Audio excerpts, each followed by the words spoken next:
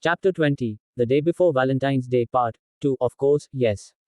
By the way, why do you look so surprised? Nothing. Actually, I was stunned for a moment to see your smartness. What else could it be? Right. Ha ha ha. Daksh tried to seem as natural as possible and laughed awkwardly. Poor Daksh, he really thought that they both were thinking in the same direction. Mish's face glowed up even more. And why not? She was craving this praise. Who cares if it was not from Grandpa but her best friend? She did not even notice his awkward laugh at first and replied while showing her big smile to him, I am born with beauty and brains. And Daksh couldn't help his real laughter at this. Wait, what happened? Why are you laughing so hard all by yourself, Daksh? Asked Misha while probing the reason of his laughter. Are you making fun of me right now? I suggest you better do not dare to do that, asked Misha with a little pout. Me, making fun of you? Of course not, I was laughing because of the comedy scene of the movie that we watched last Saturday. Oh, so it was like that. Then it is okay. Laugh all you want, said Misha, being satisfied by the answer, but then her expressions changed again and she continued, Wait. What? A comedy movie? When did we watch a comedy movie? We watched a horror movie, and as far as I remember, no funny scene was there in the movie whatsoever. Misha was ready to argue but got pacified when he said this. The ghosts were not scary enough to scare the great Misha. Have you forgotten? You were the one who have said that by yourself that time and we laughed at every single weird scary scene of that horror movie. Misha found the reply quite convincing, whereas Daksh took a sigh of relief as his presence of mind and eloquence once again helped him big time to avoid the wrath of Misha. Well, she is normally not scary, but when she is angry her actions get out of control and she would do the extreme things to annoy her target. If she hates the target, she'll simply use her fists, but if she cherishes the person, she'll do the things to irritate them to their core, and apparently our dear Daksh has experienced that before, so he is extra careful with her mood swings. He thought he got over the situation, but little did he know there was more to come.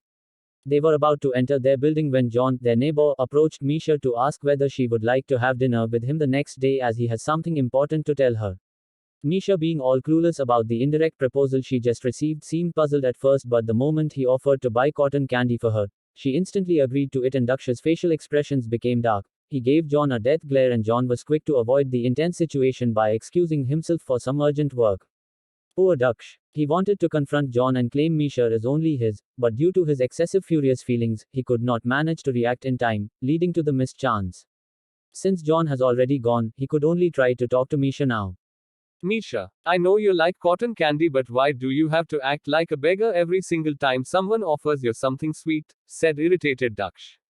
What? How mean of you, Daksh. A beggar, huh? Are you for real? Okay, fine. But just for your information, I not only like cotton candy, I love it, okay.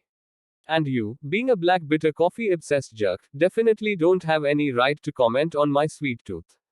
HMPH, Misha retorted furiously, and just now Daksh realized due to his stupid jealousy, he has triggered her. Misha dashed ahead, leaving him behind.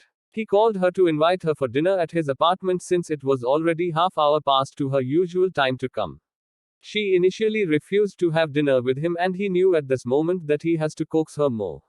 Soon she calmed down and agreed to come. A smile was floating on his lips while waiting for Misha to come, and he added cotton candies to the dining table as a gesture of his sincere apology. He opened the door with bright smile and holding a cotton candy, anticipating her coming, but he was shocked to get embraced tightly all of a sudden.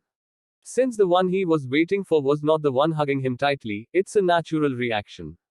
Nina, what are you doing? Leave me now, said annoyed Daksh.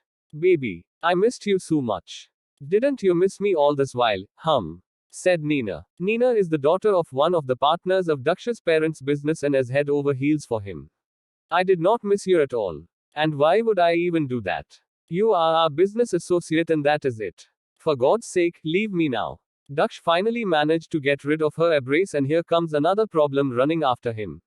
It was Misha, and by the look of it she saw them hugging each other. She definitely did not seem to be in a good mood now, since she was giving death glare to both of them.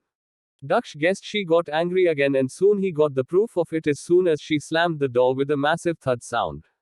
Both Daksh and Nina were speechless for a moment, and then he gave cotton candy to Nina.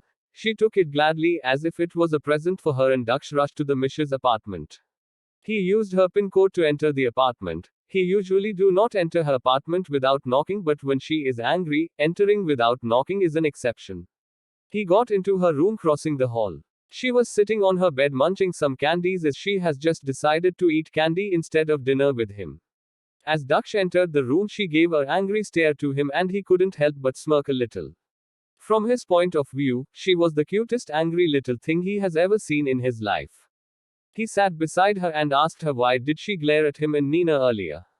To which she actually couldn't say anything for a moment and started wondering herself, why was she so furious to witness the earlier scene? She was revisiting the scene in her memory and then remembered that he was holding a cotton candy in his hand for her Nina. She thought that must be the reason as he did not offer her cotton candy and she said, "Why would you give cotton candy to her but not me? What? Daksh was beyond surprise for a brief moment and then started laughing and Misha pouted even more. Silly, it was for you and not for her, and I was even waiting for you to come for dinner, remember I called you to come and eat together," he said and she got pacified again. "So you bought the cotton candy for me?" Misha asked for reassurance. "Of course, yes. Misha, who else do you think I would do that for?" He reassured her. "Okay then, now would you like to go for dinner?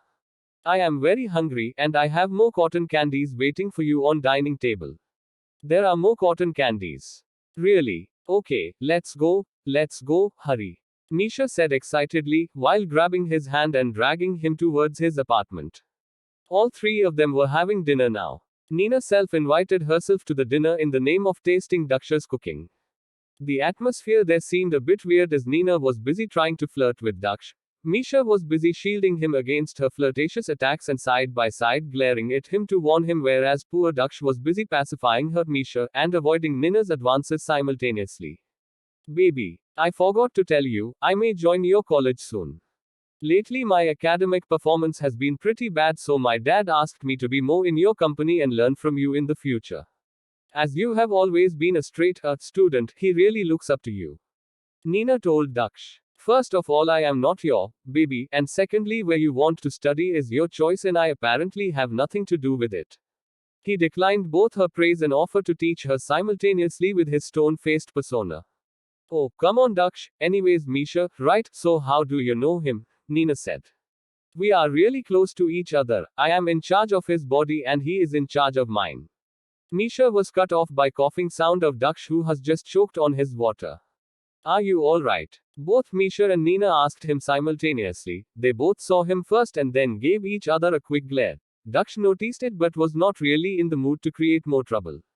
"Yeah, I am good." He only said this tiny dialogue while composing his stunned expressions. And Misha continued again the earlier sentence, "I mean he takes care of my hunger and I take care of what he needs." She was again cut off by his coughing.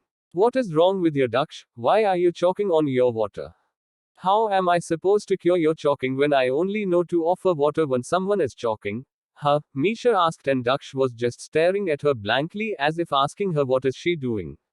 "Well, I just drank water too fast. You continue," Daksh replied. "Okay, whatever. Well, I mean we are best friends. I take care of his safety and he takes care of my meals and assignments. What about you?" Misha told her about their relationship and asked directly what she was curious about.